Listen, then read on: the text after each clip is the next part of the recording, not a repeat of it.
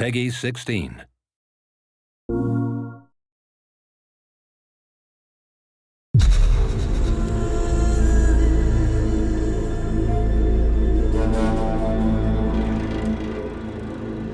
Hi, my name is Mark Norris, Senior Producer for Guerrilla Games on Horizon Zero Dawn.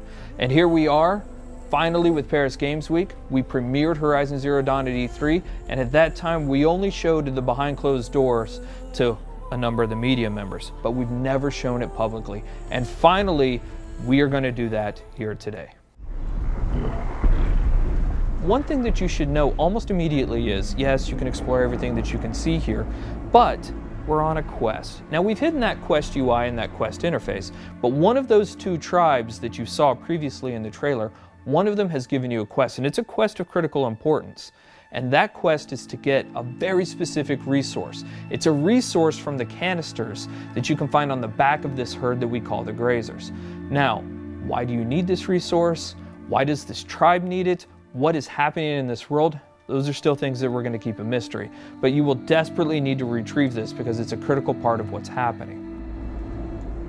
As you're looking at this screen, for the very first time, you're going to notice some of our UI or our HUD elements. Now, the art on this isn't exactly final, but you can start to see how the game is really starting to creep into what we're doing. You can see in the top middle part of the screen that there is a compass. Now, we've hidden our quest markers and our quest objectives, and we'll talk about a quest here in just a moment, but you can see a compass certainly denotes an open world style of adventure. In the upper right hand corner of the screen, what you can see is the very beginning of a level and an experience bar, so you can start to see the RPG elements start to seep in. In the lower left hand corner of the screen, you can actually see our health bar. It's unusual, it's painted like an arrow. Some of the tribal influences are certainly coming into the UI and HUD, and even though the art's not final, you can expect that those tribal influences will stay. You've seen a number of locales inside of the trailer for Horizon Zero Dawn. You've seen some desert, you've seen some snow, and of course you see here the forest. And currently Aloy is crouched in what we call some stealth grass or some tall grass. Stealth plays an incredibly important part of Horizon Zero Dawn. In fact, you can see the UI element for this. Right underneath the compass is a little circle. That is in fact a stealth indicator. And so Aloy will need to wait for the right moment in order to introduce that stealth attack. Sorry, little one. So we mentioned that there are a couple of RPG elements, right? One of those things that you just saw, especially if you've got the keen eyes or if we zoom in on it, is the number 825 that just popped up. So that number 825 is incredibly important. Why? Because it denotes that there are, in fact, RPG elements hiding behind the hood. That is a damage value. We call that floating combat text, and you can see that number pop up. But now we've actually also gotten into the loot menu. Now, we've described previously how important the machine parts are to the world of Horizon Zero Dawn, but here we're showing you some of those parts. In fact, that flame coil that you can see on screen is one of the elements that's required to build explosive arrows. Now, machine parts are incredibly important. The economy, the entirety of the world of Horizon Zero Dawn is built around these machine parts. So here you can see Aloy picking up what is essentially a couple of health plants. Now, those will fill up your health if you get low, but the important thing here is actually what they represent. You will want to explore every nook and cranny of this open world. The ancient city, the tops of mountains, rivers and valleys, all kinds of settlements, because you never know what you'll find. Guerrilla's DNA is strong in Horizon Zero Dawn. We've talked about this game being an action RPG, but Guerrilla Games is really known for its action. What Aloy is going to do here, she's going to use what we call the explosive tripwire. And that is really used as a trap. It can be used as a defensive countermeasure, but it's mostly used as a preventative measure. She knows, because she spent so much time with these machines, that these grazers are incredibly skittish, that they will run off at the first sight of her or the first sight of noise. And she knows that if she's going to complete this quest, she's got to get those canisters. So for her, the best way to make sure this happens is to set these explosive tripwires down and try to find a way to force the grazers into the traps. So that's what we're going to try and do. We're going to set down a couple of these traps, and we're going to try and create a distraction.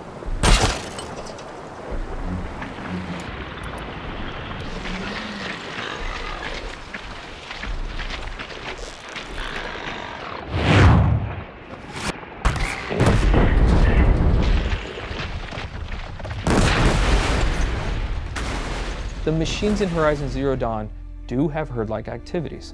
And here we have a species defending itself, these grazers allowing a couple of them to stick around to fight Aloy.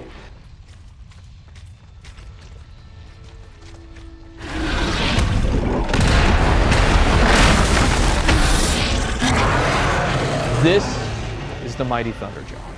One thing that you will immediately notice is the size differential between Aloy and the Thunderjaw. The Thunderjaw is 24 meters long and it's 10 meters wide. It has 93 destructible armor plates, each with its own health value, and it has 271 animations and 67 VFX. It has 12 attacks, it's 550,000 polygons. And so what we're taking a look at here is actually some of the strategic and tactical elements of a fight that Aloy will want to think about when she gets engaged with the Thunderjaw. So we're going to take a look right here at the fact that there's actually some weak points on the Thunderjaw. As you're taking a look at the leg here, that orange muscle that you can kind of see underneath there, that is also a weak point. If you're able to hit that, you're able to do 4 times the amount of damage that you would ordinarily do. Now the question is, how would you actually take off that armor plate? Now we give you a couple of options there, but the best option is to use the machine itself. So we're taking a look at the disc launcher right now, and you saw earlier in the E3 trailer that you can shoot off the machine. You can shoot off the disc launcher, but you didn't know why we did it. The reason why we did it is because it takes a lot of arrows to knock off a Thunderjaw's armor plate. But if you can knock off its disc launcher, you can pick the disc launcher up and use its own weapons against it, and that's one of the best ways to take down the Thunderjaw.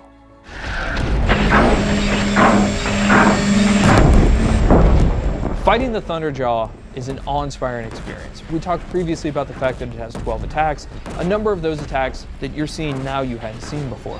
It's not that it has a tail swipe and a foot stomp and a little bit of a disc launcher attack. Shooting off those disc launchers is incredibly important for a second tactical reason. It has a 360-degree absolute assault with that disc launcher that makes it incredibly difficult for you to get anywhere close to it. So you're going to want to take off those disc launchers. But if you are, you'll notice now it still has a rail gun and a mouth laser. So this thing's serious. Even though it's previously damaged, it still has a huge amount of attacks. So what Aloy is going to try and do here is try to find a way to tie the machine down so that she gets a brief window to figure out her next move.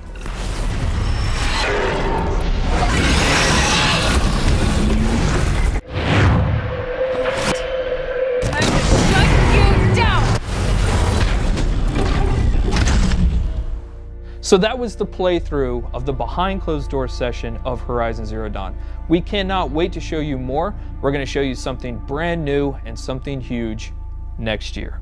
Thank you.